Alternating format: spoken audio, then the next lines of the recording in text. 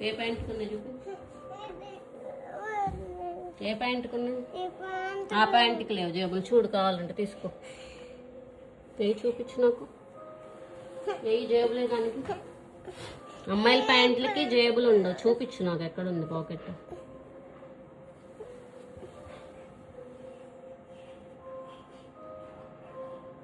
ఉందా?